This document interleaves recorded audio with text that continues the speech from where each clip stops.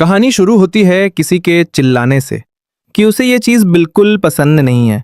उसी वक्त एक नीला ऑरा उसके बॉडी में वापस आता हुआ दिखाई देता है। लड़का अपनी आंखें खोलता है और अचानक से बेड से उठ जाता है। साफ दिख रहा है कि वो सांस फूलने की वजह से परेशान है। तुम सोच ही सकते हो क्या हुआ होगा। वो सोच रहा है कि शायद वो मरा ही नहीं था, और क्यों उसके बॉडी को फिर से गर्मी महसूस हो रही है। ऊपर से उसके हाथ पर कोई कैलेसिस भी नहीं थे, जैसे कि ये सब 10 साल पहले का हो। तभी उसने इधर उधर देखा और रियलाइज किया कि वो यूनिवर्सिटी के डॉर्मेट्री में है। तुरंत उसने पिलो उठाया, फोन निकाला और देखा एक लड़की डांस कर रही है। उसने बेड अनलॉक किया और देखा कि उसके चेहरे पर कोई स्कार्स नहीं है। तुम्हें समझ आ ही गया होगा। हाँ, सही समझे। वो लड़का अपोकलिप्स शुरू होने से पहले ही रीइंकारनेट हो गया। उससे याद आता है कि क्या हुआ था जब वो ड्रैगन सिटी का 10th वॉर गॉड बना था।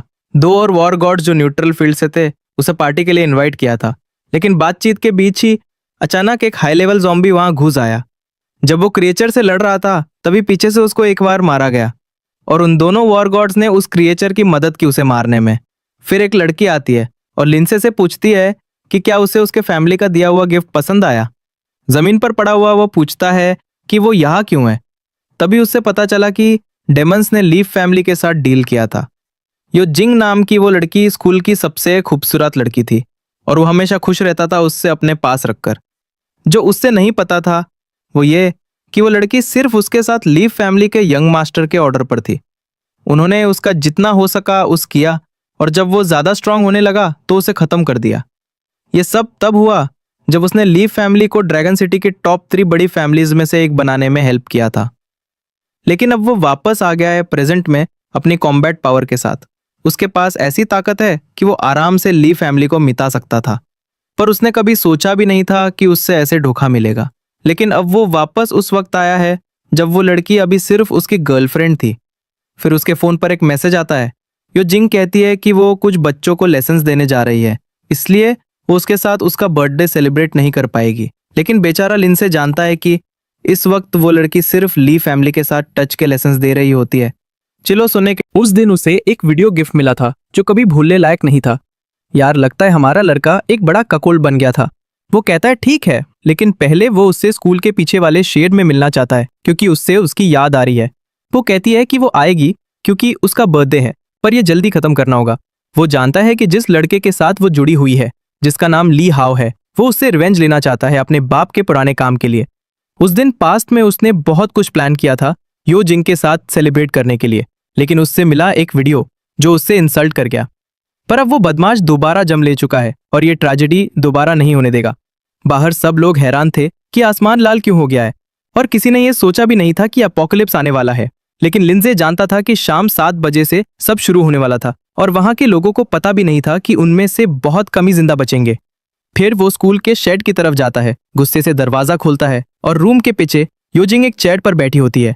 वो कहती है कि उससे जल्दी करना होगा क्योंकि उससे बच्चों को पढ़ना है। लेकिन लिंजे अपनी स्लीव से एक ब्लेड निकाल लेता है और कहता है कि जल्दी की जरूरत नहीं है क्योंकि अब वो एक छोटा सा गिफ्ट देने वाला है। धीरे धीरे वो उसके पास आने लगता है और वो कहती है कि अगर कहना है तो जल्दी कह दो, वरना मैं जा रही हूँ, मेरे पास और भी काम है। लेकिन अचानक वो उसका गला पकड़ लेता है। अब घबराहट में वो उसे क्रेजी साइकोपैथ बुलाती है और कहती है कि मुझे छोड़ दो।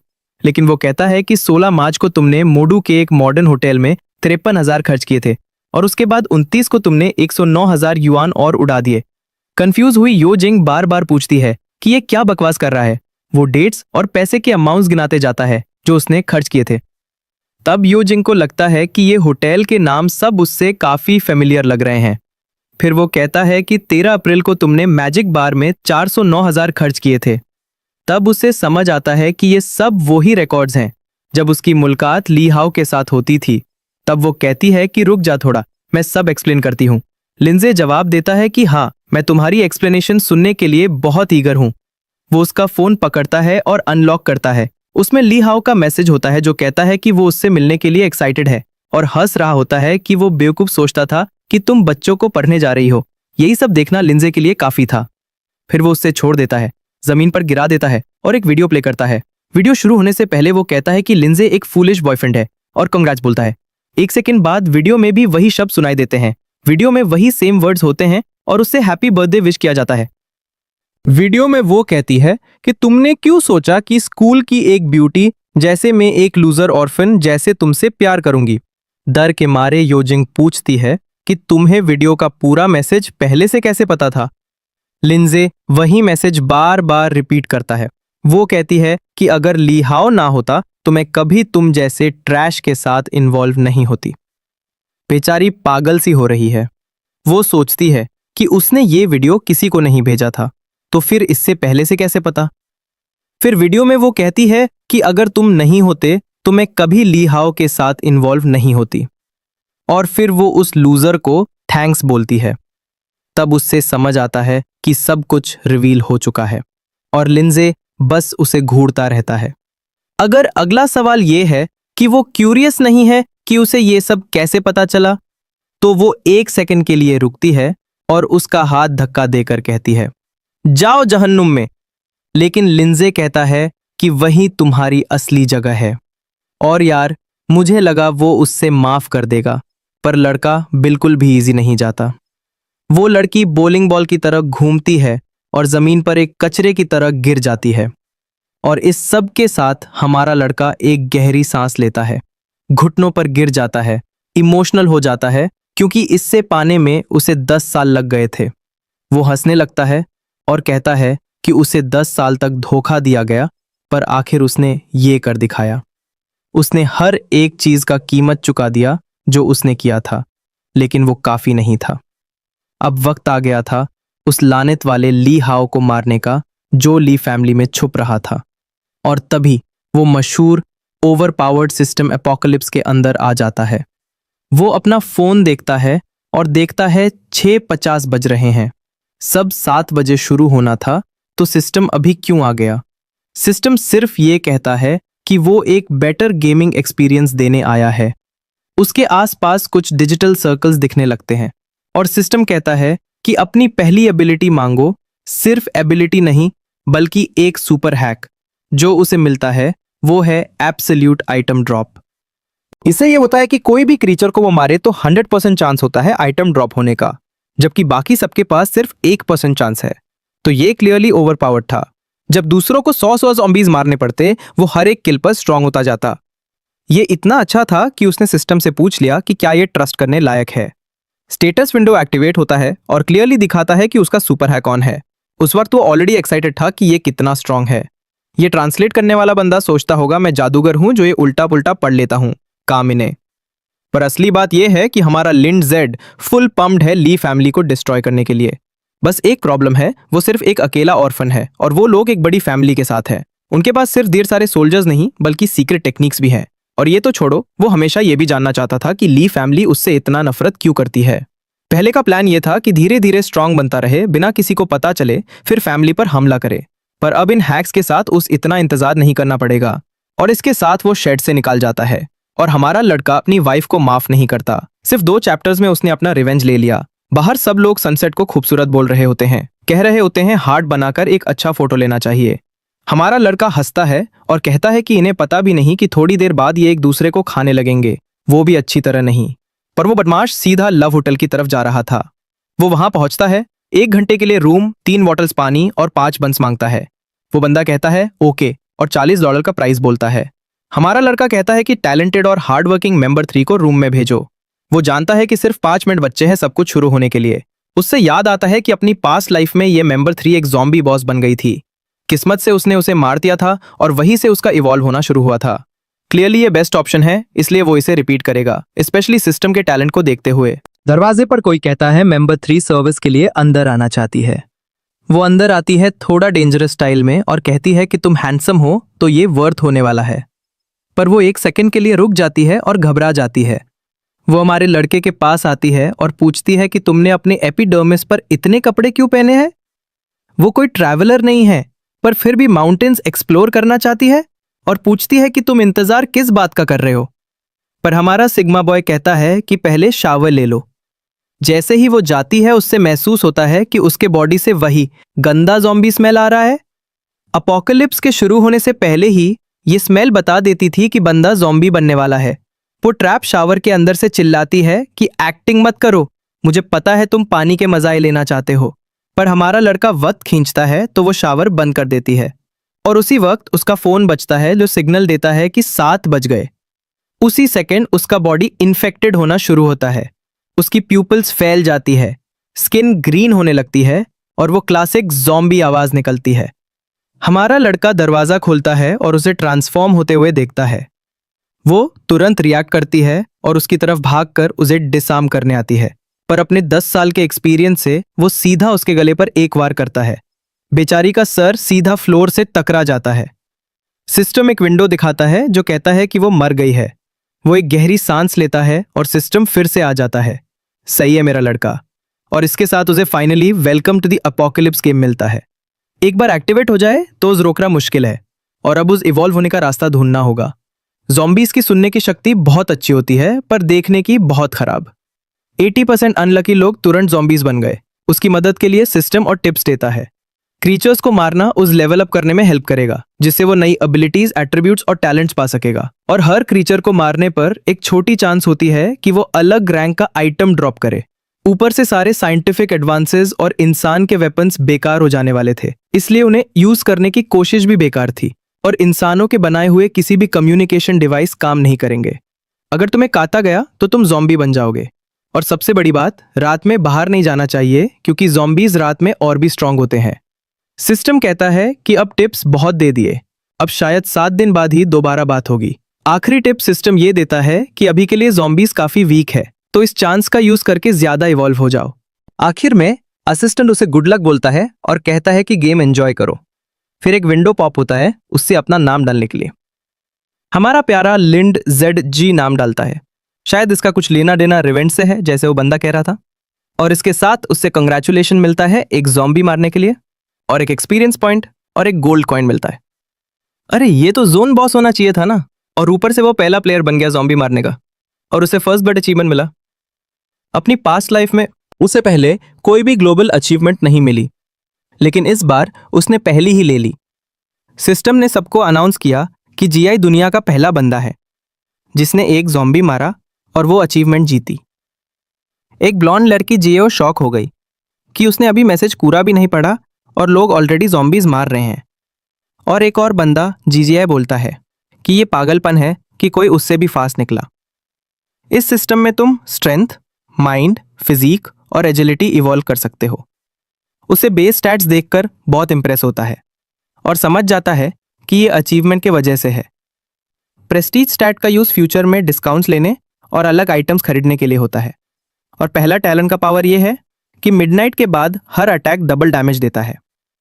ये सारा सिस्टम समझने के बाद वो डिसाइड करता है कि पहले ज़ॉम्बी का लूट चेक करें।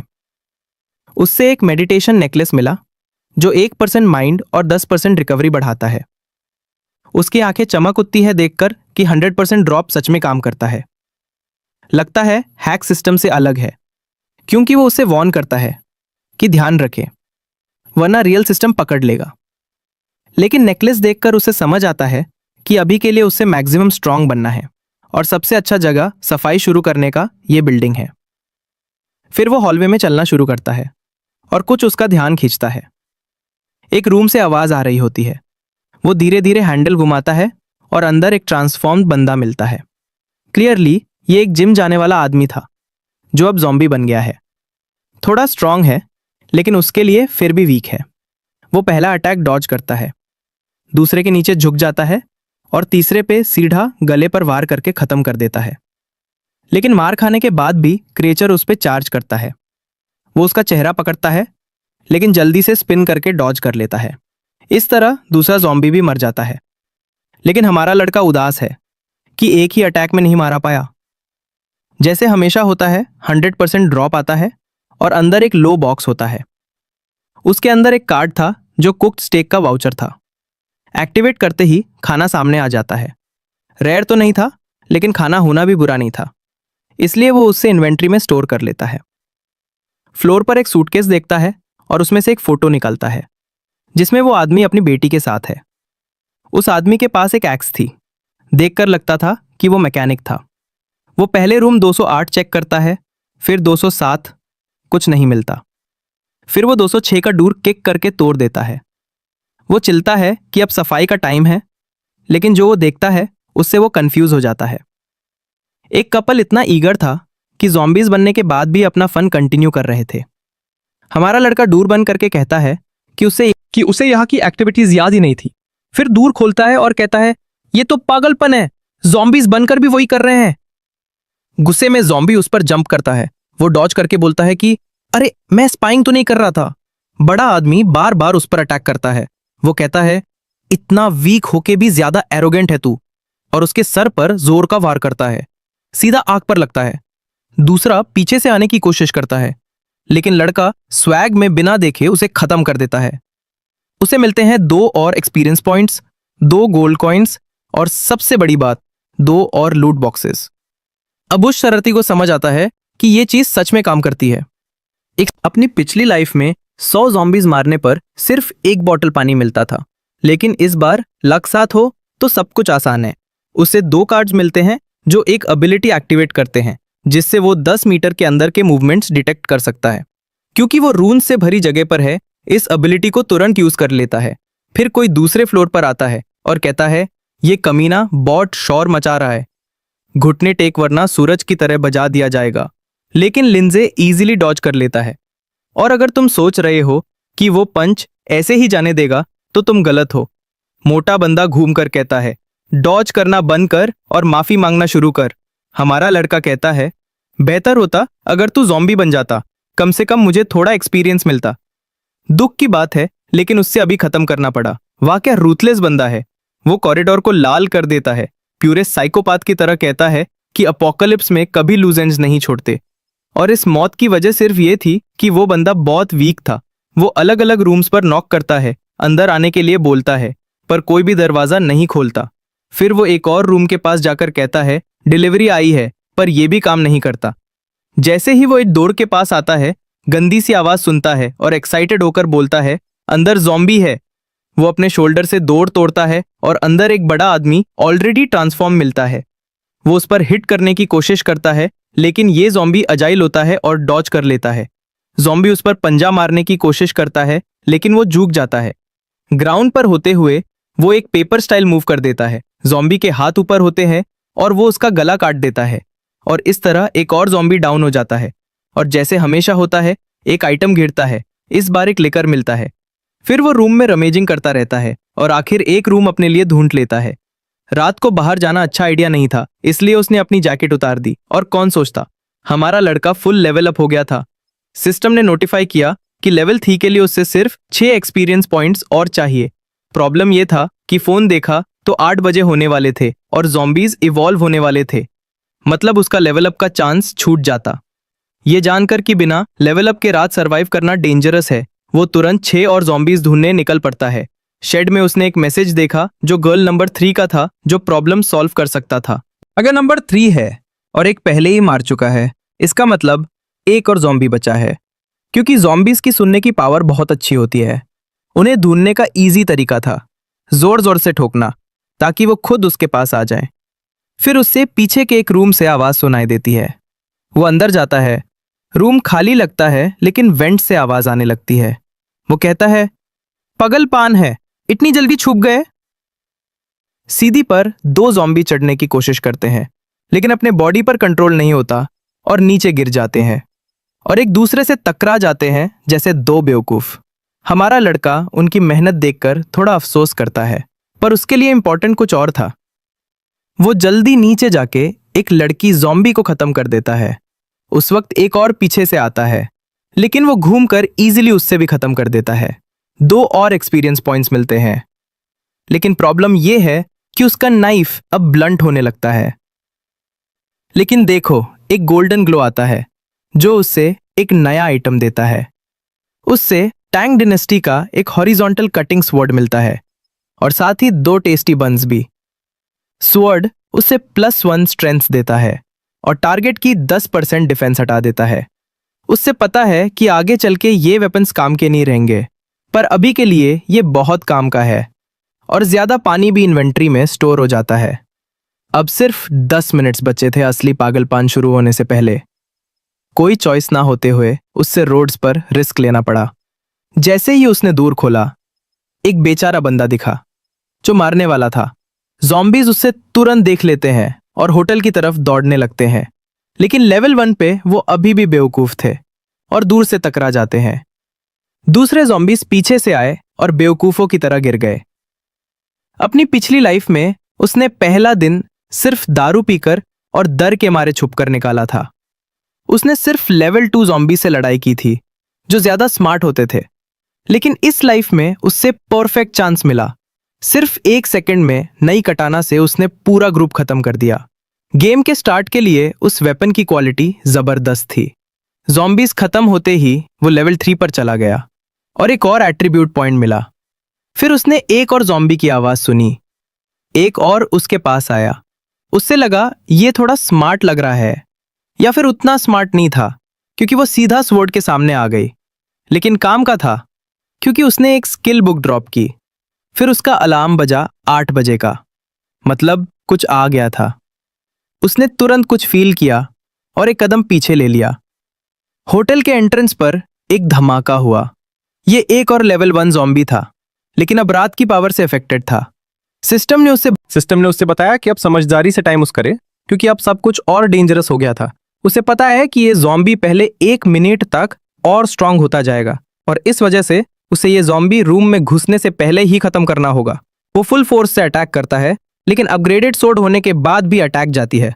वो दूसरा हाथ उसे लगाता है सोर्ड को आगे ढकेलने के लिए, पर ज़ॉम्बी भी फोर्स लगाता है और उसे बाहर निकाल देता है। हमारा लड़का तुरंत पीछे हट जाता है और सबसे बड़ी प्रॉब्लम यह है कि अब उसके पास सिर्फ छोटा एक्स बचा है। वो इतना क्रेजी नहीं है पास जाने के लिए, इसलिए वो एक्स को बूमरैंग की तरफ फेंकता है और वो सीधा ज़ॉम्बी में घुस जाता है। जब तक वो क्रीचर डिस्ट्रैक्ट है, वो पास जाकर अपनी कटना उठाता है। वो जल्दी से कटना खींचता है और स्लैश करता है। क्रीचर कट से भरा हुआ है लेकिन अभी भी जिंदा है। ज़ॉम्बी उसे घूरता है और फिर से उसकी तरफ दौड़ता है। 1 सेकंड का साइलेंस आर्टिस्ट के लिए जो चैप्टर 10 तक फायर हो गया क्योंकि आर्ट स्टाइल बिल्कुल चेंज हो गया था, लेकिन कहानी वहीं से कंटिन्यू होती है। हमारा लड़का पीछे हटकर दोबारा स्विंग करता है और ज़ॉम्बी के गले पर लगता है और फाइनली वो गिरा जाता है। कम से कम ये ज़ॉम्बीज पहले वाले से अच्छा ड्रॉ किए गए हैं। हमारा लड़का सारे आइटम्स कलेक्ट करना शुरू करता है, खासकर क्योंकि उसे और कोई देख नहीं सकता। रात 8 बजे के बाद ज़ॉम्बीज कम से कम 50% ज्यादा पावरफुल हो जाते हैं। वो सारी बॉडीज एंट्रेंस पे इकट्ठा करता है, डर के मारे कि और क्रीचर्स आ सकते हैं, खासकर क्योंकि उसने बहुत शोर मचाया था तो चांसेस हैं कि और ज़ॉम्बीज आ जाएं। वो एक सेंट्री एक्टिवेट करता है जो जैसे ही कोई क्रीचर आएगा रेड हो जाएगी। अब वो रिलैक्स करता है और डिसाइड करता है कि एक बात ले। अब टाइम है उन 4 बॉक्सेस को ओपन करने का जो उसने रिसीव किए थे। उसे एक नाइट रिंग, एक मिनरल वाटर की बॉटल और 2 आइज ऑफ अप्रूवल मिलते हैं। वो इस लग्जरी वाली लाइफ का आदत नहीं डाल सकता, सोच कर कि अपनी पिछली लाइफ में कितना भूखा रहा था। स्पेशली नाइट रिंग जो एजिलिटी +1 करता है और प्रेजेंस 30% रिड्यूस करता है। अब फाइनली टाइम था देखने का कि उस बुक से कौन सा स्किल मिला। सिस्टम उसे कॉन्ग्रेचुलेट करता है और बताता है कि इस दुनिया में किसी के पास अनलिमिटेड स्किल्स हो सकती हैं, लेकिन रीजन यह है कि इन बुक्स को पाना बहुत मुश्किल होता है। नॉर्मली लेवल 10 से 80 के बीच लोगों को सिर्फ 3 स्किल्स मिलते हैं और सबसे बुरा पार्ट यह है कि इनमें से कई स्किल्स उन लोगों को सूट ही नहीं करते जो उन्हें मिलते हैं। पिछली दुनिया में एक बंदा जो गॉड ऑफ स्किल्स कहलाता था, उसके पास 10 साल फाइट करने के बाद 25 स्किल्स थीं। अपने फाइनल मोमेंट्स में उसके पास 10 स्किल्स एक्टिव थीं और वो 99% लोगों से ज्यादा स्ट्रांग था। लेकिन सबसे इंपॉर्टेंट चीज यह है कि तुम्हें कौन सा स्किल मिलता है और वो कितना अच्छा है। और फिर आता है जो लिंजे को मिला, बूमरैंग एसएल स्किल। बेसिकली वो अपना वेपन फेंक कर 12-20% डैमेज कर सकता है। वो एक्साइटेड है क्योंकि बेस्ट स्किल्स हमेशा डैमेज वाले होते हैं। अभी कूलडाउन लंबा है, लेकिन जैसे जैसे उसका माइंड एट्रीब्यूट बढ़ेगा वो कम हो जाएगा। सिस्टम पूछता है क्या वो स्किल सीखना चाहता है और ऑब्वियसली वो तुरंत एक्सेप्ट करता है। वो डिसाइड करता है स्किल टेस्ट करने का, लेकिन जैसे ही उठता है उसका पेट गुर गुर करता है। पहले कुछ खाना बेटर होगा, लकीली उसका इन्वेंट्री ऑप्शन से फुल है। वो खाता है और बोलता है कि फूड तो 5 स्टार रेस्टोरेंट जैसा लग रहा है। लड़का सब ऑर्गेनाइज कर रहा है, टेबल भी क्लीन है। उसके मूवमेंट्स देखकर समझ आता है कि इस लाइफ में उसे अलग तरीके से करना होगा, वरना फिर फेल हो जाएगा। वो सिस्टम खोलता है और पेन उठाकर पेपर पर लिखता है वॉरियर और मेज। क्लासेस का डिफरेंस ये है कि लेवल अप होने पर पॉइंट्स अलग स्टैट्स में जाते हैं। मेज को हर लेवल अप पर 2 माइंड एट्रीब्यूट्स मिलते हैं। सीक्रेट प्रोफेशंस भी होते हैं, जैसे घोस्ट जो 100 में से सिर्फ 1 को मिलता है। पिछली लाइफ में बिना नॉलेज के उसने ये ले लिया था, तो इस बार मुश्किल नहीं होगा। इस वर्ल्ड में प्रोफेशन सिस्टम लेवल 10 पर एक्टिवेट होता है। घोस्ट प्रोफेशन असैसिनेशन में एक्सपर्ट है और स्ट्रेंथ प्लस एजिलिटी में पॉइंट्स देता है। वो लिखता है सब क्लासेस जो उसे याद है वॉर गॉड्स बने लोगों की। स्टैट्स देखकर सोचता है कौन सा ऑप्शन बेस्ट होगा। उसने 3 पॉइंट स्ट्रेंथ में डाले और 2 एग्लिटी में। वो याद करता है जब जब उसने पैलेडिन नाइट देखा था, उससे एक डायमंड आइटम भी याद आता है। पूरा रात वो याद करता है ट्रेजर्स और एक्सपीरियंसेस जो उसकी हेल्प करेंगे। सीन शिफ्ट होता है एक मैंशन में। सैन वेज दीवार पर फेंकता है। ब्लू हेड लड़का बोलता है वो काम नहीं हो सकता जब प्लैनेट योजिंग की वजह से बर्बाद हो रहा है। उसकी डिले की वजह से मटेरियल रेडी नहीं हुआ और वो डैनलिन जी को फिनिश नहीं कर पाएगा। उसके लिए ये एपोकलिप्स बकवास है। बटलर कहता है काम हो जाओ, शोर से ज़ॉम्बीज अट्रैक्ट हो जाएंगे। लियाओ कहता है क्या बेहतर नहीं होगा लिंड जी को उसके फादर के पास भेज दिया जाए। बटलर जानता है लड़का फ्यूचर कॉम्पिटिशन खत्म करना चाहता है फैमिली लीडर की पोजीशन के लिए। प्रॉब्लम यह है कि एपोकलिप्स के साथ उससे अपनी पर्सनैलिटी कंट्रोल करनी होगी, वरना वो सफर करेगा।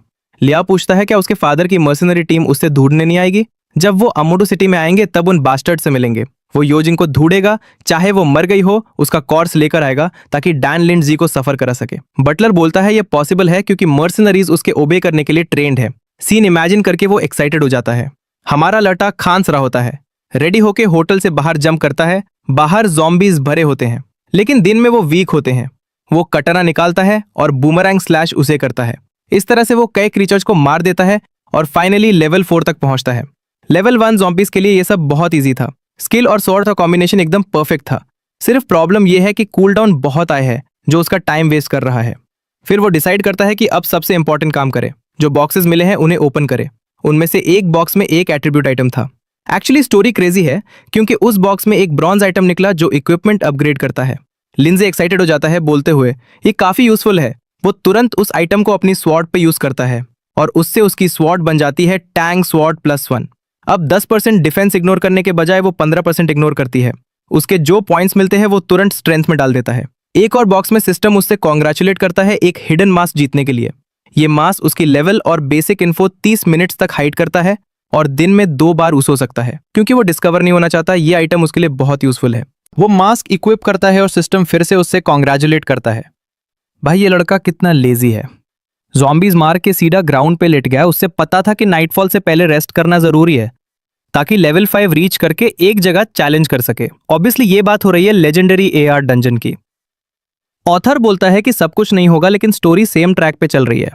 नॉर्मल डंजन्स के अलावा यूनिक डंजन्स भी होते हैं जो सिर्फ एक बार कंप्लीट हो सकते हैं और उनमें बेटर आइटम्स मिलते हैं। लेकिन अभी के लिए टाइम है LY विलेज की तरफ जाने का। उससे एक प्रिसाइज वॉच भी मिला और उसने तुरंत इक्विप कर लिया और उसके बाद वो आगे बढ़ता है और थोड़े और ज़ॉम्बीज खत्म करता है। विलेज से गुजारते हुए उससे लगता है कि ये खाली है। उसने तुरंत एक दूर नोटिस किया जिसमें एक बड़ा लॉक था, लेकिन उसकी ब्लेड इतनी शार्प थी कि एक स्लाइस मार के उसने लॉक तोड़ दिया। वो घर के अंदर गया और रूम्स चेक करना स्टार्ट किया। फिर एक दूर के पीछे उसने एक रेड पडल देखा। धीरे से उसने दूर खोला और उसी मोमेंट एक हाथ उसकी तरफ आया। अपनी छोटी स्वॉर्ड से और लेवल 5 होने की वजह से उसने इजीली उस हाथ को काट दिया, लेकिन उसका ध्यान एक साइड गया जहां एक और हाथ दूर तोड़ के आ रहा था। ज़ॉम्बी पागल हो गया और पूरा दूर तोड़ के अंदर आ गया, लेकिन हमारा लड़का आराम से सबको स्लैप करके खत्म कर देता है। घर के अंदर वॉक करते हुए उसने पीछे एक फैमिली फोटो में एक लड़की देखी। अगर मैं गलत नहीं हूं तो ये वही लड़की है जिसे पहले गाओ कहा गया था। वो कॉरिडोर से चलते हुए बोलता है कि इस दुनिया में किसी के लिए सिंपैथी नहीं दिखानी चाहिए। वो सिस्टम ओपन करके एक मील निकलता है और हमेशा की तरह एक छोटा बैंक्वेट सेट कर लेता है। भाई मैंने कभी इतना चिल अपोकैलिप्टिक प्रोटैगनिस्ट नहीं देखा। वो अपना फोन देखता है और नोटिस करता है कि डंजन के रास्ते पे ही वो लेवल 5 रीच कर लेगा। रेस्ट करके थक गया था तो उठता है, कुछ आवाज सुनता है और दूर की तरफ जाता है। उससे पता था कि वो पागल नहीं हो रहा क्योंकि उसने फुटस्टेप्स क्लियरली सुनी। तभी बाहर जियो आई होता है। वो बंदा जिसके नोज पे बैंडेज है और एक ग्लासेस वाली लड़की उसके साथ। उन्हें अंदर से अच्छे खाने की स्मेल आ रही थी और वो क्यूरियस थे कि ये पॉसिबल कैसे है। तभी हमारा लड़का साइड से बस सुन रहा था और घर छोड़ने की तैयारी कर रहा था। जिगा बोला गलत काम है दूसरे से चोरी करना। ऐसे गैबी बोला वो चोरी नहीं करेंगे, बस मांगेंगे, अगर नहीं दिया तो उसकी पिटाई करेंगे। हाँ बात तो बनती है, पर हमारा लड़का बस पीछे से जी को देख रहा था और सब ऑब्जर्व कर रहा था। और ये बंदा किसी को जिंदा छोड़ने के लिए फेमस नहीं है। एक और जे बोलता है कि ये लड़का चोर है क्योंकि ये उनके घर घुस आया। चा गुस्से में है क्योंकि जब उसके पेरेंट्स और भाई ज़ॉम्बी बने तो उसने सब लॉक करके भाग लिया था। अब भूखी लौट कर आई है और देखा कि उस आदमी ने सब ले लिया है। एक्साइटेड होके बोली ठीक है, हमें भी उससे थोड़ा लेना पड़ेगा। तभी खून उसके चेहरे पे गिरता है और हमारा लड़का टाइम वेस्ट नहीं करता। सीधा उस बेवकूफ की कमर पे वार कर देता है। क्या मूव था! बंदा सीधा ऊपर पहुंच गया। ये लड़का किसी को माफ नहीं करता। लिंजे बोलती है वो एनर्जी बचाने की कोशिश कर रहा था, पर उन्हें और ज़ॉम्बीज अट्रैक्ट करने नहीं दे सकता था। भाई, उसने कटना उड़ाकर लड़की को भी खत्म कर दिया। दोस्त, उसने एक और को मार दिया। यार, मैं खुद इस प्रोटैगनिस्ट से डर रहा हूँ। ये किसी को जिंदा नहीं छोड़ रहा। मैंने सबके नेम्स इंट्रोड्यूस कर दिए थे, सोच के कि ये 2 चैप्टर से ज्यादा टिकेंगे। हमारा लड़का जुका जी को देखता है और बोलता है जो अपनी बहन को छोड़ दे वो लाइफ का वेस्ट है। उससे उन्हें खत्म करना ही पड़ा क्योंकि वो उससे लूटने की प्लानिंग कर रहे थे। ये लड़का सीरियसली पागल है। वो चल पड़ता है बोलते हुए कि सरकार को उससे रिवॉर्ड देना चाहिए उसके पूरे एक्शंस के लिए। और इसके साथ ही घर पूरी तरह साफ हो गया। सड़क हमेशा की तरह ज़ॉम्बी से भरी थी। कुछ तो विंडो से बिल्डिंग पे चढ़ रहे थे। एक औरत बोलती है उससे एक सुपर हीरो दिख रहा है। एक और बंदा आता है और उससे बोलता है चुप जाओ ताकि ज़ॉम्बीज उनके अगेंस्ट गैदर ना करें। पर तुम मान लो कि बाहर एक एक्सपर्ट सब देखते हुए गुजर रहा था। प्रॉब्लम ये थी कि उसका नाम और टाइटल दिख ही नहीं रहा था जैसे ही वो लेवल अप करता था। लड़की बोलती है वो इररेलेवेंट है, हमें चिल्लाना चाहिए और उस आदमी से हेल्प मांगनी चाहिए। दोस्त, मैं तुझे नहीं जानता पर अगर एक टिप दूं तो ये होगा, इस बंदे को मत बुलाओ, ये सबसे ज्यादा डेंजरस है। पर पति बोलता है अगर वो अपनी इन्फॉर्मेशन छुपा रहा है तो कुछ तो गड़बड़ है। अचानक हमारा लड़का अपने फोन पे कुछ हार्ट्स और एक छोटा डांस रिसीव करता है और टॉप फ्लोर से एक लड़की आती है जो अपने बड़े भाई को बुलाती है, ऑब्वियसली हेल्प के एक्सचेंज में बचने का ऑफर देते हुए। पर हमारा लड़का उसे बिल्कुल इग्नोर करता है और सड़क पे आगे बढ़ता रहता है। उसके लिए जमीन पे पड़े छोटे आइटम ज्यादा इंपॉर्टेंट है। लड़की उस गाली देने लगती है बोल के कि उसके 30,000 से ज्यादा फैंस है तो उसे इग्नोर नहीं करना चाहिए। पागल वाली बोलती है कि वो उसे सबक सिखाएगी और एक वासे उठाती है, लड़की मत करो ये, तुझे नहीं पता तुम कहाँ फेंक रही हो। पर फिर भी वो अपने अगले जन्म की तरफ चली गई। ऑब्वियसली हमारा लड़का कुछ अजीब फील करता है। वो साइड हट जाता है और वास जमीन पे क्रैश हो जाता है। वो स्वीट बनकर बोलती है कि वो बस ऊपर है और ज़ॉम्बी से डाल रही है तो उसे बचाना चाहिए। वो तो उसका हाथ पकड़ने का ऑफर भी करती है। लड़की, मुझे नहीं लगता वो इसमें इंटरेस्टेड है। फिर वो अपनी इन्वेंट्री से ज़ॉम्बी वायरस में भीगा हुआ मीट निकालता है और उस पर फेंक देता है। उस चीज़ का इफेक्ट है कि 100 मीटर के अंदर के सब क्रीचर्स अट्रैक्ट हो जाते हैं। पर लड़की बिल्कुल खुश नहीं होती और गालियां देने लगती है, पूछती है क्या उसने समझा नहीं कि वो बचाई जाना चाहती थी। तभी अचानक उसके पीछे से एक आवाज आती है। मीट के चलते एक बड़ा होड़ आ जाता है और फिर एक और विक्टिम बन जाती है हमारे लड़के की। वो क्रेजी लड़की अपोकलिप्स के बीच भी टिकटॉक पे लाइव स्ट्रीम कर रही थी। जल्दी हमें एक नया प्रोटैगनिस्ट चाहिए होगा इससे गिराने के लिए। एक होड़ ऑफ ज़ॉम्बीज बिल्डिंग से कूदकर उसकी तरफ आ जाता है। क्रीचर्स जमीन पे टेढ़े मेढ़े गिरते हैं पर वो शांति से चल रहा होता है। फिर वो मूदू जिम्नेजियम पहुंचता है, वही जगह जिसे वो ढूंढ रहा था। और 2 घंटे बाद जब रात होगी वो एंट्री करने का परफेक्ट टाइम होगा। उससे पता था कि वहां एक वाइल्ड सिल्वर रैंक चेस्ट भी है। सिस्टम एक वार्निंग दिखाता है कि जब वो साइन दिखे तो मतलब कोई स्पेशल सिस्टम चल रहा है। वाइल्ड चेस्ट एक ऐसा ट्रेजर था जो कहीं भी आ सकता था और कोई भी खोल सकता था। वही बॉस चेस्ट में बहुत रेयर आइटम्स होते थे पर उससे पाना बहुत मुश्किल था। जिम में एंटर करते ही उससे पहला मिशन मिलता है, अकेला 100 ज़ॉम्बीज को हराना। प्रॉब्लम ये थी कि वहां सिर्फ लेवल 2 ज़ॉम्बीज थे और उनमें से 100 को मारना आसान काम नहीं था। उसका इनिशियल प्लान था चुपके से चेस्ट लेना, पर अब मिशन मिला तो करना ही पड़ेगा। लेकिन थोड़ा लेजी होके उसने सिस्टम से पूछा अगर इग्नोर कर दिया तो क्या होगा। सिस्टम ने बताया अगर डिक्लाइन करेगा तो 100 गोल्ड कॉइन्स मिलेंगे पर कंप्लीट करने का रिवॉर्ड ज्यादा अच्छा होगा।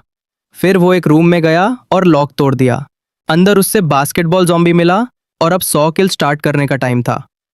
तब जैसे हमेशा एक स्टेप आगे और फेस पे स्टैब, पर ये वाला ज़ॉम्बी स्टैब को टैंक कर गया। उसे एक और स्टैब मुंह में देना पड़ा, तब जाके उसने बास्केटबॉल ड्रॉप किया। हमारा लड़का सोचता है आयरनी है कि बंदा बास्केटबॉल खेलते हुए ज़ॉम्बी बना और बॉल अभी भी उसके हाथ में थी। और हमेशा की तरह 100% ड्रॉप बॉक्स भी आ गया। उसने बॉडी को थोड़ा किक मारा और सुपर फ्लैशबैंग उठा लिया। ऑब्वियसली वो बस एक फ्लैशबैंग था, बस नाम सुपर था। मिस्ट्री कुछ खास नहीं थी, पर वो एक्साइटेड हो गया क्योंकि दूसरे लोगों के घर इन्वेड करने के लिए यह परफेक्ट आइटम था। उसे जिम के सेंटर की की भी मिल गई जो अच्छी बात थी क्योंकि उसे दरवाजा तोड़ना नहीं पड़ता और वो क्वाइटली अंदर जा सकता था बिना सबका ध्यान खींचे। इसके साथ वो आराम से अंदर चला गया। उसने एरिया ऑब्जर्व किया जो ज़ॉम्बी से भरा हुआ था। अंधेरे में सब क्रीचर्स स्लो और अंधे जैसे थे। विलियम्स पिंग पोंग टेबल की तरफ भागा और उसके नीचे छुप गया। वहां से उसने काउंटिंग शुरू की और पता चला कि सिर्फ उस रूम में ही 17 ज़ॉम्बीज थे। ये एक खतरनाक चांस था, पर इसका मतलब 17 आइटम बॉक्सेस भी थे। अगर वो साइलेंट रहता तो और कोई ज़ॉम्बी अंदर नहीं आता। उससे बस 4 और चाहिए थे लेवल 5 पहुंचने के लिए, और फिर सब इजी हो जाता। एक उसके पास से निकल रहा था और उसने डिसाइड किया ये पहला होगा। उसने उसके गर्दन के पीछे एक विप मारी। पहला ज़ॉम्बी जमीन पर गिर गया और उसकी आवाज से बाकी सब अलर्ट हो गए। सब तुरंत उसकी तरफ मुड़ गए। अब पूरा होर्ड लड़के की तरफ दौड़ रहा था, पर वो पिंग पोंग टेबल के नीचे चिल कर रहा था। वो पास आए तो उसने उनकी टांगों में विप मारी और ती को गिरा दिया। लड़का पिंग पोंग टेबल के नीचे से एक मूव करके बाहर कुड़ गया। पता नहीं इतना स्वैग क्यों दिखाया, पर वो उनके बिल्कुल पीछे लैंड हुआ। उसने आगे डैश करके एक और को खत्म कर दिया। इसके साथ उसने 4 ज़ॉम्बीज मार लिए और लेवल 5 पे पहुंच गया। अब उससे लेवल अप के लिए 100 एक्सपी पॉइंट चाहिए थे। ये जानकर कि वो टाइट स्पेस में है, उससे और एजिलिटी चाहिए थी। उसने पॉइंट एजिलिटी में डाला और टेबल पे चढ़ गया। सब ज़ॉम्बीज उसकी तरफ आने लगे, पर वो डम थे और एज पर अटक गए, और उसके लिए इजी था उनके फेस पे विप मारना। तभी कोई दूर के पीछे से देख रहा था। एक रेड शर्ट और बंडाना वाला बंदा था जो बोल रहा था वो एक यूएन गाय है। भाई मैं तुझसे अग्री करता हूं, और अगर टिप दूं तो ये होगी यहां से भाग जा, सबसे बड़ा डेंजर आ गया है। पर वो क्रेजी बंदा एक्साइटेड था सोचकर कि जो बंदा इतने ज़ॉम्बीज मार रहा है उसके पास बहुत रिसोर्सेज होंगे। उसका प्लान था कि हमारा लड़का मर जाए तो वो सब चीजें ले ले, पर ऐसा हो नहीं रहा था। ज़ॉम्बीज की गिनती कम हो रही थी और ब्लोन बंदा समझ गया कि उसे हेल्प करनी पड़ेगी हमारे लड़के की मौत में। उसने सोचा वो एक बड़ा एहसान करेगा और ज़ॉम्बीज ले आएगा ताकि उसे आफ्टर लाइफ में भेज दे। तभी एक और ज़ॉम्बी रूम में घुस आया। लिंजी सोच रही थी उसने बहुत नॉइज कर दिया है और अब कोई उस दूर पे जोर जोर से मार रहा था जहां ब्लोन बंदा छुपा था। दूर टूटते हुए देखकर उसे पता चल गया कि ये ज्यादा देर नहीं टिक पाएगा। उसे अपने सामने के ज़ॉम्बीज खत्म करके जल्दी रिट्रीट करना था, पर उसी वक्त 3 ज़ॉम्बीज उस पर कुड़ पड़े। पार्कर किंग ने एक और स्टाइलिश मूव किया और स्पिन करके बच गया। प्रॉब्लम ये थी कि और ज़ॉम्बीज आ रहे थे। भाई उसने 3 ज़ॉम्बीज का शिश कबाब बना दिया। वो भागकर टेबल के नीचे आराम करने गया और देखा कि पास में एक सिंगल यूज पोशन पड़ा था जो उसकी 20% एनर्जी रिस्टोर करता और हर मिनट 5% एक्स्ट्रा देता। 5 मिनट के लिए उसके लिए जो ठका हुआ था परफेक्ट था। जैसे ही वो खड़ा हुआ उसने तलवार फेंकी और एक और को खत्म कर दिया। इस बार उसने एक अजीब ब्लैक बॉक्स देखा और तुरंत उसे लेने भाग गया। अंदर एक ब्रेसलेट था जो उसे दिन में एक बार स्पाइक स्किल समन करने देता था। उसे पता था स्किल इक्विपमेंट रेयर होते हैं और उसने तुरंत उसे पहन लिया। उस वक्त दरवाजा टूट गया और एक होर्ड ज़ॉम्बीज की तरफ बढ़ने लगा, लेकिन उसके लिए जो अभी आइटम मिला था ये परफेक्ट मोमेंट था। एक झूठ ज़ॉम्बीज उसकी तरफ आ रहा था तो टेबल पर चढ़ गया और उनके करीब आने का वेट किया। फिर वो सबके ऊपर से कुड़ गया और ब्रेसलेट एक्टिवेट कर दिया। जमीन से अचानक बहुत बड़े स्पाइक्स निकल आए और उसने बोला अब गेम सच में शुरू हुआ है। काफी स्पाइक्स जमीन से निकलते रहे और ज़ॉम्बीज को गिराते रहे। वो एबिलिटी एक लेवल 20 में जैसी पावरफुल थी और ज़ॉम्बीज पीछे से आए, लेकिन स्पाइक्स ने इजीली उन्हें खत्म कर दिया।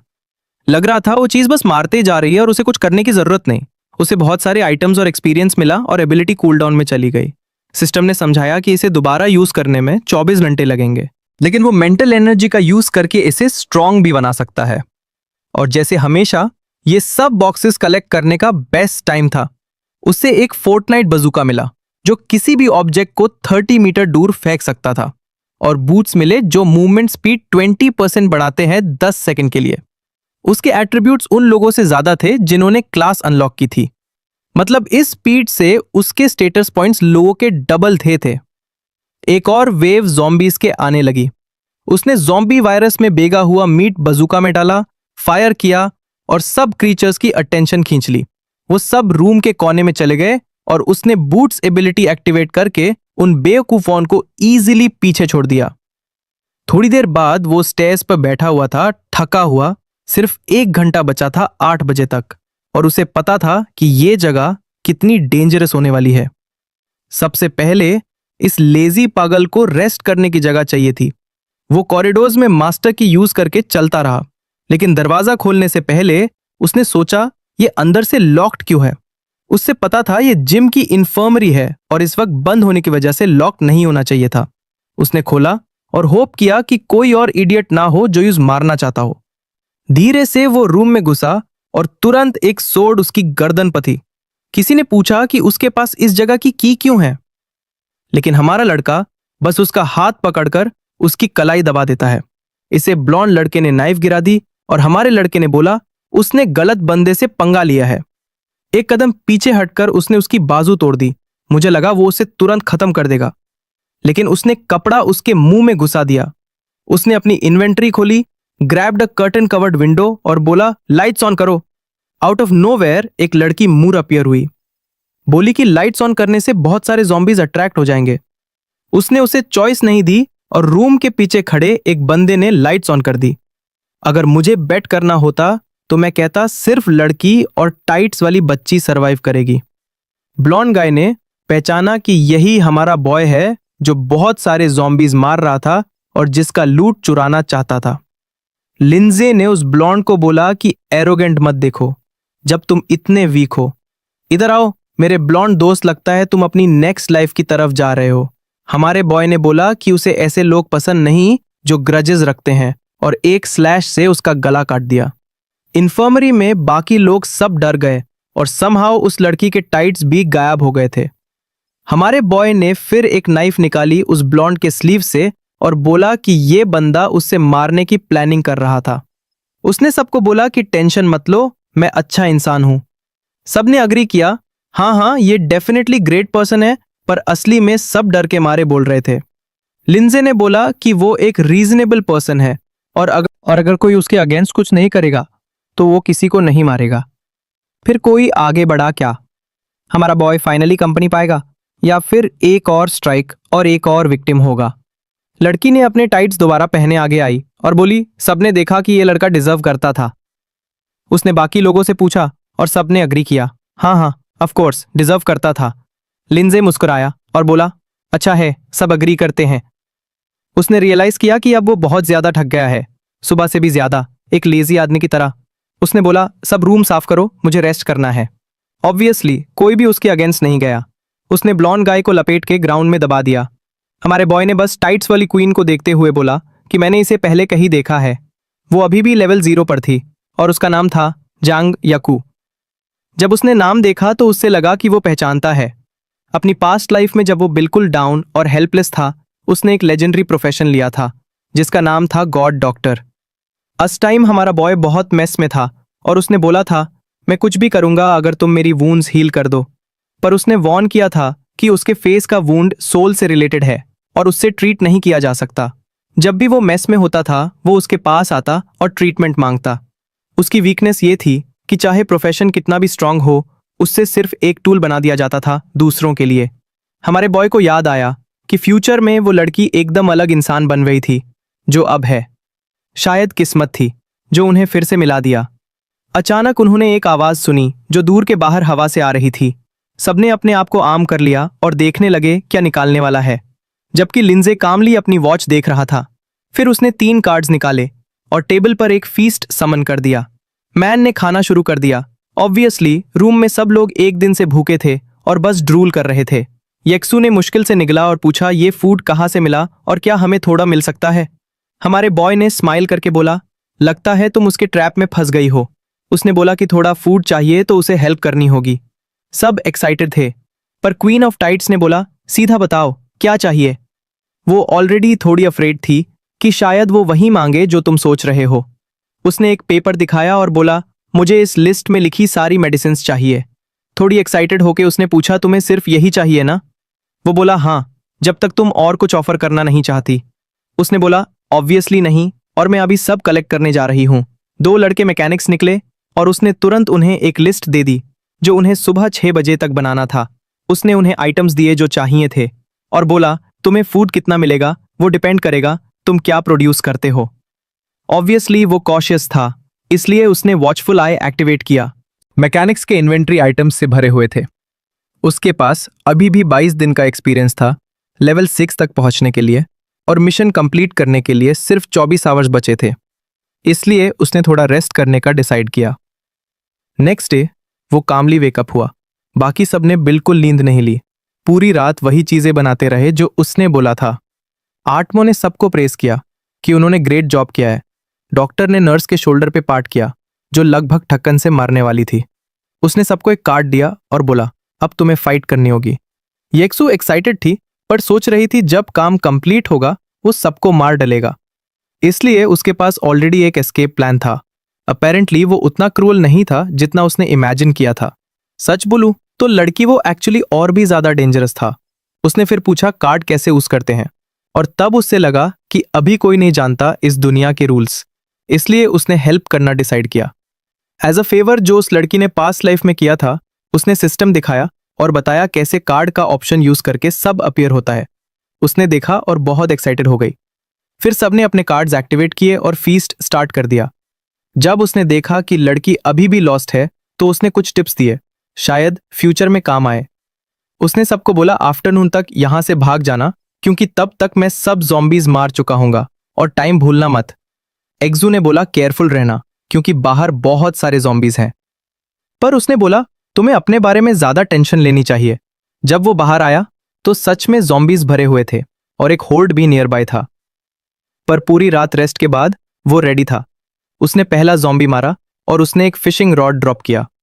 उसने बॉडी ग्राउंड पे गिरने नहीं दी ताकि ज्यादा ज़ॉम्बीज अट्रैक्ट ना हो, और इस तरह उसने कॉरिडोर क्लीन करना शुरू कर दिया। ज्यादा देर नहीं लगी और वो डोर की तरफ जाने लगा। उसने लिस्ट ओपन की और सोचा ये ज़ॉम्बीज मारने के बाद भी ऐसे कैसे कर रहे हैं। बेचारा ज़ॉम्बी बस बाथरूम में चिल कर रहा था। पर जैसे ही हमारा बॉय अप्रोच हुआ वो मुड़कर भागना शुरू कर दिया, लेकिन पैंट्स नीचे होने की वजह से गिर गया। जैसे कोई इडियट लिंसे ने एक और खत्म कर दिया। ध्यान रखना पड़ता था क्योंकि जिम में लोगों के बॉडीज ज्यादा ट्रेन थे और वो ज्यादा स्ट्रांग भी हो सकते थे। फिर उसने वीमेंस रेस्टरूम देखा। वो केयरफुली अप्रोच हुआ, वरिड था कि शायद कोई जिंदा हो अंदर। फिर रियलिटी में लौट आया सोच के कि ये अपोकलिप्स है, अब फर्क नहीं पड़ता वीमेंस रेस्टरूम है या नहीं। वो धीरे धीरे अंदर घुसा। पहले तो कोई नहीं मिला और हर स्टॉल चेक करने लगा। एक स्टॉल में 2 क्रीचर्स की आवाज सुनी। जब उसने ओपन किया तो देखा कि उनका रोमांस डेथ के बाद भी चल रहा था। शेम था, पर उसे वो कनेक्शन खत्म करना था। उन्होंने अटैक सेंस किया पर इजीली मिस कर गए। ग्राउंड पे एक बॉटल थी और वो फिर ट्रिप हो गए। इस तरह उसने और 2 खत्म कर दिए। यह बंदा दिमाग से थोड़ा सही नहीं है। उसने कपल की पिक्चर लेना स्टार्ट कर दिया। स्ट्रेंजली उसने उन्हें पहचाना जैसे पास्ट लाइफ में वो हमेशा साथ शिकार करते थे। उनके बीच एक सिनर्जी थी जो उन्हें अनबीटेबल बनाती थी। शेम था कि इस बार वो सिर्फ तीसरे दिन ही मर गए बिना कुछ अचीव किए। फिर टाइम था लूट बॉक्स चेक करने का। ये एक फ्यूजन कार्ड निकला जो 2 आइटम्स को कंबाइन करके नया बनाता था। इवन सिल्वर रैंक तक अपग्रेड करने का चांस था। फिर उसने देखा एक स्ट्रेंज लाइट एक स्टॉल से आ रही थी। वो अप्रोच हुआ और देखा एक चेस्ट पेंटाग्राम के ऊपर फ्लोट कर रहा था। ये वाइल्ड चेस्ट था और उससे 30 सेकेंड्स वहां रुकना था ओपन करने के लिए। वो रुक गया और एक ग्रीन एप्पल अपीयर हुआ। उसने प्रे किया कि ये स्ट्रेंथ या एजिलिटी का आइटम हो। डिस्क्रिप्शन चेक किया तो उसने फिजिक्स स्टार्ट में +2 एट्रीब्यूट पॉइंट्स दिए। जो बेसिकली हेल्थ था वो एजिलिटी प्रिफर करता, पर यह भी बुरा नहीं था। उसने एप्पल ढोया और तुरंत खा लिया। एक्साइटेड था कि इस लाइफ में वो पास से बहुत अच्छा खाना खा रहा है। वो रेस्टरूम से बाहर आया सोच के कि ये जगह उससे बहुत अच्छा लूट दे रही है। बाहर उसने एक और क्राउड एनकाउंटर किया। इस बार उसने प्योर क्राउड को क्लियरली देखा। कॉर्नर की तरफ मुंह हुआ ताकि एक साथ सारे ज़ॉम्बीज ना अट्रैक्ट हो। जैसे ही 2 अप्रोच हुए उसने उनकी गर्दन कट कर दी और 2 आए और वो भी गए। मैन, ये लड़का लिटरली ज़ॉम्बीज पे बरसात कर रहा था। वो जितने रिसोर्सेज खर्च कर सकता था कर रहा था। एक बॉक्स में उससे एक लाइन ब्रेसलेट मिला। उस ब्रेसलेट में 10% चांस था किसी पर्सन को 1 सेकेंड के लिए इंटिमिडेट करके फ्रीज करने का।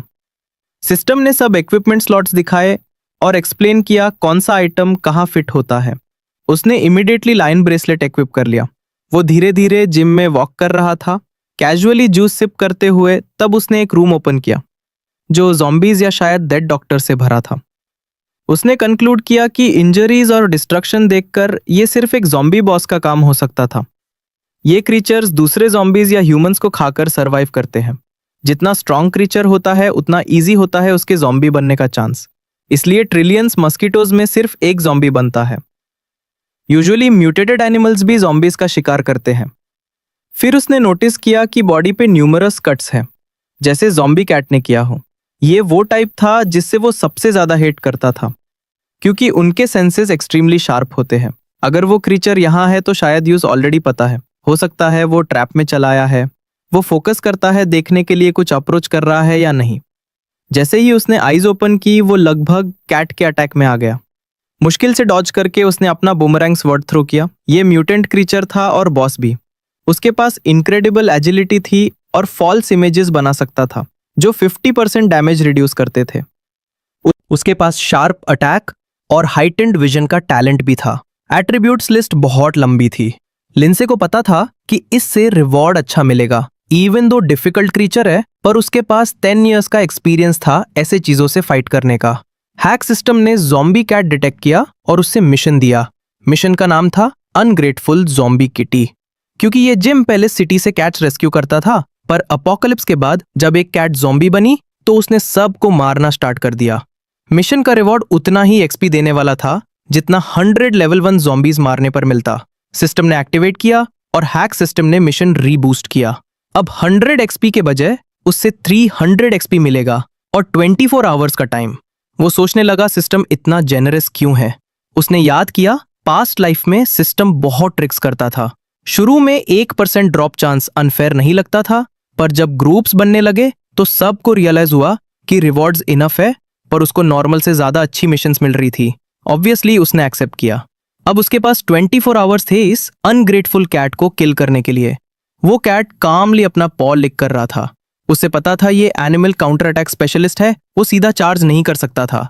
इसलिए वो बैठ गया, फोन निकाला और एक मना पढ़ना शुरू किया।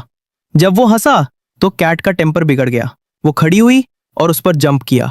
उसी समय लिंसे भी खड़ा हुआ और पीछे कूद कर अटैक डॉज किया। उसने फोन को कटना में ट्रांसफॉर्म कर दिया और कैट रिट्रीट कर गई, लेकिन फिर से अटैक करने आई। इस बार भी उसने डॉज किया और उसकी बैक पर स्ट्राइक करने का ओपनिंग मिला। कैट हंसी और बोली कि तू चालक है, लेकिन उसने कभी नहीं सोचा होगा कि मैं तेरी मूव्स ऑलरेडी जानती हूं। उसने फिर डॉज किया, लेकिन हमारा लड़का उसके क्लॉज कट करने का मौका पा गया। तुरंत कैट बोली कि तुझे माफ नहीं करूंगी मुझे हर्ट करने के लिए, पर लड़के ने कह दिया कि क्लॉज के बिना तू जीत ही नहीं सकती। अचानक कैट ने आई एबिलिटी एक्टिवेट किया जो उसको इल्यूजन में खींच रहा था। उसने खुद को एक और वर्ल्ड में पाया जहां एक जायंट कैट थी जिसके चेहरे पर बहुत सारे लिम्स थे, लेकिन उसके लिए जिसके पास अपोकलिप्स के 10 साल का एक्सपीरियंस था ये कुछ भी नहीं था। कैट कंफ्यूज थी कि ये लड़का डरा क्यों नहीं। हमारे लड़के ने उसकी आंख पर स्लैश मारा और इल्यूजन तोड़ दिया। उस मोमेंट क्रीचर भागना चाह रहा था, लेकिन ऑब्वियस है कि हमारा लड़का यूज एस्केप नहीं करने देगा। उसने बूमरैंग स्वॉर्ड फेंका और उसकी गर्दन पर स्लैश किया। बॉस इंस्टेंटली मर गया। मिशन कंप्लीट हुआ, उसको बहुत सारा एक्सपीरियंस मिला, लेवल अप हुआ और एक अचीवमेंट भी अर्न किया। सिटी के सब लोग ये जानने की कोशिश कर रहे थे कि ये लड़का कौन है जो बार बार अनाउंसमेंट्स पा रहा है। ऑथर कहता है कि एक लड़की तो कह रही है कि उसे इससे शादी करनी है, चाहे वो जानती भी नहीं कि ये लड़का कौन है। दूसरा बंदा बोलता है कि वो अनोनिमस ही रहना चाहता है। वही एक बंदा जो वाइन पी रहा था कह रहा था कि उसका नाम देखकर लगता है कि वो ड्रैगन सिटी से होगा, और अगर ऐसे एक्सपर्ट उनके ग्रुप में हो जाए तो उनके सर्वाइवल चांसेस बहुत बढ़ जाएंगे। ये सारा कोमोशन इसलिए था क्योंकि सबको पता चल गया था कि उसने उस बीस्ट को मार दिया है। उससे पता था जितना ज्यादा अटेंशन अट्रैक्ट करेगा उतना ज्यादा छुपना पड़ेगा। अचानक उसने चेयर खींच ली और बैठ गया। ऑब्वियसली लेजी लड़का फाइट के बाद रेस्ट करना चाहता था। वो इम्प्रेस्ड था कि बिना ज्यादा इंजर्ड हुए उसने बॉस को हरा दिया, लेकिन उससे और केयरफुल रहना होगा। फर्स्ट, बॉस को मारने के लिए उसको 1000 प्रेस्टीज पॉइंट्स और 1000 गोल्ड माइल। अब उसके पास टोटल 2000 प्रेस्टीज, 5000 गोल्ड और 4 एट्रीब्यूट पॉइंट्स थे। ब्रॉन्ज लावामा टाइटल उसको हर एट्रीब्यूट में +2 देता था और दूसरे क्रिएचर्स की रेजिस्टेंस 5% कम करता था, लेकिन उसको इक्विप करने के लिए उससे फर्स्ट किल टाइटल छोड़ना पड़ता जो और ज्यादा एट्रीब्यूट्स देता था। उसने स्विच कर दिया और सोचा कि प्रोफेशन चेंज करने के बाद वो कितना स्ट्रांग होगा। आधा घंटा बीत गया और लड़का इतना लेजी था कि चेस्ट क्लेम करने से पहले भी रेस्ट किया। उसके अंदर उससे ज़ॉम्बी किटी हॉर्न मिला जो बजाने पर 30 मिनट के लिए एक ज़ॉम्बी कैट समन कर देता और 48 घंटे में एक बार उसे होता। अच्छी बात यह थी कि कैट उसकी 60% स्ट्रेंथ के साथ आती और जो भी वो मारेगी उसका क्रेडिट यूज मिलेगा। डाउन साइड ये था कि कैट के पास 100% ड्रॉप रेट नहीं होगा, लेकिन एक अकेला चलने वाले बंदे के लिए ये परफेक्ट कंपेनियन था जो क्रीचर्स को डिस्ट्रैक्ट करे। उससे पता था कि क्लॉज, आईज, स्किन, और कैट का हर पार्ट अच्छा आइटम बनाने के काम आ सकता है, इसलिए उसने उसका कार्कस इन्वेंट्री में डाल लिया। कुछ देर बाद वो वेयरहाउस गया क्योंकि उससे याद आया वहां सिल्वर चेस्ट था। लेकिन जब उसने खोला तो वो शॉक्ड हो गया। अंदर बहुत सारे स्कल्स और आंखें बिखरी हुई थी। ये सब ज़ॉम्बी कैट का काम लग रहा था। सिर्फ एपोकलिप्स में ही ऐसी चीज होती है जहां क्रीचर्स लोगों की आंखें कलेक्ट करते हैं। उससे पता था ये छोटी सी चीज हॉट पसंद करती है, इसलिए उसने आसपास और ट्रेजर ढूंढना शुरू किया। उसने एक डंबल ट्रेडमिल पर अटका देखा और सोचा शायद ये कैट का टॉय होगा। इसके अलावा रूम में ज्यादा कुछ नहीं था। एक वाइट शीट के नीचे ही वो सिल्वर चेस्ट था जो वहां होना चाहिए था। उससे चेस्ट ढूंढने के लिए 20 प्रेस्टीज पॉइंट्स मिले, लेकिन उससे ओपन करने में 60 सेकेंड्स लगते। अंदर उससे एक वाइट क्लोक और एक स्किल बुक मिली। बुक ने उसे डबल स्लैश एबिलिटी दी जो 70% एट्रीब्यूट्स का एक्सप्लोजन करती थी। बस दिक्कत ये थी कि दोनों हिट्स लैंड करने पड़ते। उसने कॉन्फिडेंट होकर स्किल सीख ली। 5 स्किल्स में से अब उसके पास 2 थे। साथ ही उससे वाइट क्लोक भी मिला जो उसे हर 20 मिनट्स में एक बार ग्लाइड करने देता। इन्वेंट्री धीरे धीरे फुल इक्विपमेंट से भर रही थी, लेकिन उसने डिजाइन देखकर कहा यह हाफ ब्लैक चिकन जैसा लग रहा है। उसने कहा कि प्लान बस ली हाउ को मारने का था और बाकी फैमिली को छोड़ देना था, लेकिन क्यों ना सबको ही हेल भेज दिया जाए। हाँ दोस्तों, ये लड़का एग्जैक्टली गुड गाय नहीं है। अब उस जगह का आखिरी मिशन था 100 क्रीचर्स मारना। वो एक रूम में घुसा और दरवाजा बंद किया। उसने वुड नॉक किया और सारे ज़ॉम्बीज उसकी तरफ मुड़ गए। उसने चिकन क्लोक का इफेक्ट एक्टिवेट किया और बोला कि उससे इसको टेस्ट करना है। वो ज़ॉम्बीज के सामने जंप किया और उड़ गया। माइकल फेल्प्स के डाइव की तरह उसने उनके हेड्स पर लैंड किया। ग्लाइड करते हुए वो दूसरी साइड गया और स्टाइलिश फील कर रहा था। ये ग्लाइडिंग ज्यादा फ्लाइंग जैसा लग रहा था। वो हवा में लटका हुआ था। फिर उसने कहा अब नई एबिलिटी टेस्ट करते हैं। उसने एक ज़ॉम्बी की तरफ सोर्ड पॉइंट की और डबल स्लैश अनलीश किया। 2 ज़ॉम्बीज इंस्टेंटली डाउन हो गए और वो भी शॉक हो गया कि ये इतना बड़ा एक्सप्लोजन हुआ। उसका एंडलेस ग्लाइड फाइनली खत्म हुआ और उसे लैंड करना पड़ा ताकि वो ज्यादा दूर न फेंका जाए। वो इम्प्रेस हो गया कि ज़ॉम्बी उसकी सोच से ज्यादा रेजिस्ट कर रहा था। ये एबिलिटी की स्पीड बूमरैंग जैसी थी, लेकिन ये बहुत ज्यादा डिस्ट्रक्टिव थी। अब उसने अपने एक्सपेरिमेंट्स कंप्लीट कर लिए थे और अब सीरियस होने का टाइम था। हमने उसके मल्टीपल मॉडिफिकेशंस देखे जहां वो गोल्ड रिसीव कर रहा था। उसने पूरा जिम क्लियर कर दिया और पूरी जगह फार्म कर लिया कुछ ही देर में। वहां ज़ॉम्बी की लाश का धीर था, लेकिन उसे समझ आया कि उसकी लक खत्म हो रही है क्योंकि उससे सिर्फ रिसोर्सेज मिल रहे थे। वो इतना लेजी था कि उसने डिसाइड किया सब खत्म होने के बाद ही बॉक्सेस उठाएगा। सिस्टम के रिवॉर्ड्स देने के लिए भी वो चेयर पे बैठ गया। उससे एक हैक और नया इक्विपमेंट मिलने वाला था। उसने पहले इक्विपमेंट मांगा ताकि बेस्ट चीज लास्ट के लिए बची रहे। सिस्टम ने अनाउंस किया कि एक ब्रॉन्ज रैंक आइटम क्रिएट हो रहा है। उससे मिला एक ब्लड अब्जॉर्प्शन रिंग जो उसके दिए गए डैमेज का 5% उसकी हेल्थ में कन्वर्ट कर देता था। उसे तुरंत समझ लिया कि अब लो लेवल क्रीचर्स के अगेंस्ट वो लगभग इमॉर्टल हो गया है। जल्दी ही ये लड़का एक रिंग बॉय बनने वाला है। जितनी रिंग्स वो इक्विप कर रहा है, मजेदार बात यह है कि उसकी उंगलियों में कोई रिंग दिख नहीं रही थी, सिर्फ एक फनी चिकन क्लोक पहना था। उसने सिस्टम से कहा कि अब हैक लेने का टाइम है और उसे कुछ अच्छा देखना था, जरूर ये फेमस हुक होगा। लेकिन ये हमें अगले चैप्टर में पता चलेगा। वो शॉक हो गया अपने लिए परफेक्ट हैक देखकर। ये एक ऑटो कलेक्ट हैक था जो क्रीचर्स के गिराए हुए सब कुछ ऑटोमेटिकली उठा लेता था। अब उसे पता चल गया कि अब से उसे बस मारना होगा और सब चीजें खुद उसके पास आ जाएंगी। एक लेजी साइकोपैथ के लिए बिल्कुल परफेक्ट था। वो थोड़ा वरी था कि लोग उसे क्रीचर्स मारते हुए देख लेंगे और समझ जाएंगे कि वो हमेशा बॉक्सेस कलेक्ट करता है। तब उसने सिस्टम से पूछा कि उसका हैक लेवल 1 ही क्यों है। सिस्टम ने एक्सप्लेन किया कि अगर फ्यूचर में वही टैलेंट मिला तो लेवल इंक्रीज हो जाएगा, लेकिन वो ज्यादा एक्साइटेड था कि नेक्स्ट टाइम कुछ अलग मिले। उसने डेड ज़ॉम्बीज के पाइल को देखा और एक टेस्ट करने का सोचा। जैसे ही वो बॉडीज के बीच चला, सब कार्ड्स ऑटोमेटिकली उसके पास आ गए और हैक इतना अच्छा था कि उसने उसकी इन्वेंट्री तक ऑर्गेनाइज कर दी। अब ये उनके लिए परफेक्ट था जिनको ओसीडी जैसा होता है। सब item side by side organise थे। तब उसे रियलाइज हुआ कि वो इस जगह पे बहुत देर से है। उस लीफ फैमिली के विलेज जाना था और अपना रिवेंज स्टार्ट करना था। सीन शिफ्ट हुआ लाइम मैंशन पर। लीहो काउच पर आराम से बैठे खुश था, जबकि बाकी सब अपोकलिप्स में परेशान थे। लेकिन अचानक उसने क्लॉक की तरफ देखा। वो उठकर पहले आदमी को थप्पड़ मारा और पूछा कि वो 2 बेवकूफ कहाँ गए और अभी तक आए क्यों नहीं। बटलर ने बताया कि 2 गार्ड्स जो उसके पास भेजे गए थे, उन्हें यूनिवर्सिटी में क्रीचर्स का होर्ड मिला और वो डिले हो गए। लिहो उन ज़ॉम्बीज पर गुस्सा हो गया क्योंकि उन्होंने उसके प्लान्स बिगाड़ दिए, और भी इसलिए क्योंकि उसने एक ज़ॉम्बी मारा था, लेकिन उससे कोई एक्सपीरियंस नहीं मिला। उसने बॉडीगार्ड से कहा कि कुछ ज़ॉम्बीज को ऑलमोस्ट डेड छोड़ दो ताकि वो फाइनल ब्लो दे सके, लेकिन उसे समझ नहीं आया कि उससे इतना कम एक्सपी क्यों मिला। तब उन्होंने पास में एक आवाज सुनी। कोई दरवाजे पर आया था और यहाँ एक भुलक्कर आर्टिस्ट को शाबाशी, जिन्होंने 30 चैप्टर्स बाद बच्चे के बाल ब्लू से ब्लॉन्ड कर दिए। उसने रोंग से पूछा, जो उसके सामने खड़ी थी, कि क्या उसने वो लड़की ढूंढी? और अनाथ रोंग ने रिप्लाई दिया कि उन्हें लड़की मिल गई, लेकिन लड़का गायब हो गया था। ब्लॉन्ड ने कहा उसे अंदर लाओ, क्योंकि वो उसे डांटना चाहता था छुपने के लिए।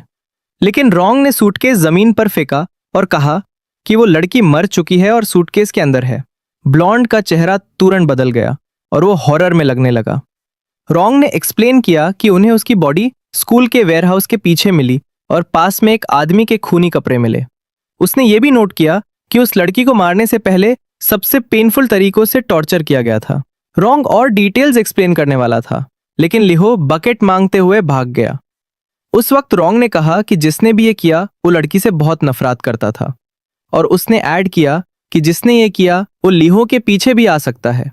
लिहो ने आइडिया इग्नोर कर दिया और बोला कि ये सब इसलिए हुआ क्योंकि वो कैंपस की सबसे प्रिटी लड़की थी। फिर उससे याद आया कि जिसने उससे सबसे ज्यादा हेट किया होगा वो लिंजे था। लेकिन ये इम्पॉसिबल लग रहा था कि लिंजे इतना स्ट्रांग हो, क्योंकि वो एक ऑर्फन था बिना किसी सपोर्ट के। अभी तक उन्होंने बड़ा सरप्राइज रिवील नहीं किया था, तो कोई चांस नहीं था कि लिंजे जानता होगा कि वो उसे धोखा दे रही थी। रोंग ने पूछा, क्या ये लिंजे लायन का बेटा है? लायो ने हाँ कहा और रोंग ने रिप्लाई दिया कि चाहे लिंजे स्ट्रांग हो या ना हो, उसके साथ कोई स्किल बंदा हेल्प कर रहा है। शायद 100 बॉडीगार्ड्स भी काफी ना हो। लिहो ने पूछा, ये कैसे पॉसिबल है जब रोंग ड्रैगन सिटी के टॉप 10 स्ट्रॉन्गेस्ट में से एक है? उसने रोंग को ऑर्डर दिया कि या तो ट्रेनिंग करो या और बॉडीगार्ड्स लाओ, जो भी करना पड़ दे, लेकिन वो मारना नहीं चाहिए। रोंग ने उसे अश्योर किया कि टेंशन मत लो, वो अपनी जान रिस्क पर लगा देगा उसे प्रोटेक्ट करने के लिए। अरे यार, रोंग कह रहा है कि वो इस लड़के के लिए मारने को रेडी है। क्लियरली उससे जीना ज्यादा पसंद नहीं है। तभी फॉरेस्ट में ज़ॉम्बीज एक एक करके गिर रहे थे। हमारा लड़का ऑलरेडी लेवल 8 तक रीच कर चुका था। वो इम्प्रेस था कि बिना डंजन में घुसे इतनी जल्दी लेवल अप हो रहा है, और अब वो लिहो के मैंशन के सामने खड़ा था, रेडी था अपना हिसाब चुका करने के लिए।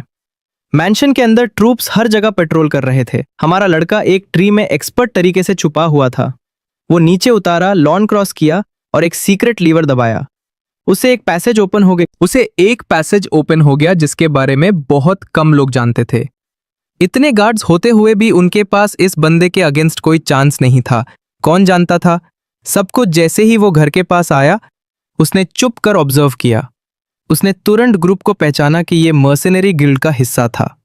अपनी पास्ट लाइफ में वही ग्रुप था जिसको लेहो सबसे ज्यादा ट्रस्ट करता था और जिसे वो सबसे ज्यादा हेट करता था। ये अफसोस की बात थी कि वो इस फैमिली को काफी टाइम से देख रहा था। अभी तक ट्रूप्स काफी ऑर्गेनाइज लग रहे थे और उसे ज्यादा वीकनेसेस नहीं मिली थी। लेकिन फिर उसका ध्यान एक आदमी पर गया। उसने उस आदमी को पहचाना कि वो बदनाम रोंग जन है। अपनी पास्ट लाइफ में ये बंदा एक वॉर गॉड बन गया था और हमेशा मर्सिनरीज का लीडर था। आखिर में लेहो ने इसे उसका शिकार करने के लिए कई बार भेजा था। बार बार वो खुद को सराउंडेड पाता था। रोंग डेफिनेटली उसके सबसे बड़े दुश्मनों में से एक था। लेकिन उसने रोंग से इतनी बार एस्केप किया कि इस बंदे को डिसग्रेस का टाइटल मिल गया। शायद ये किस्मत थी कि वो दोनों फिर से ऐसे मिले। उस मोमेंट पर रोंग को कुछ महसूस हुआ। उसने पीछे मुड़कर देखा और हमारा लड़का मुश्किल से चुप पाया। ये डेंजरस था, लेकिन परफेक्ट होता अगर इस फैमिली का इतना क्रूशियल बंदा शुरू में ही मर जाता। उसने मास्क पहना जो उसकी प्रेजेंस छुपाता था, और उसी वक्त गार्ड्स उसके बिल्कुल पास से गुजरे।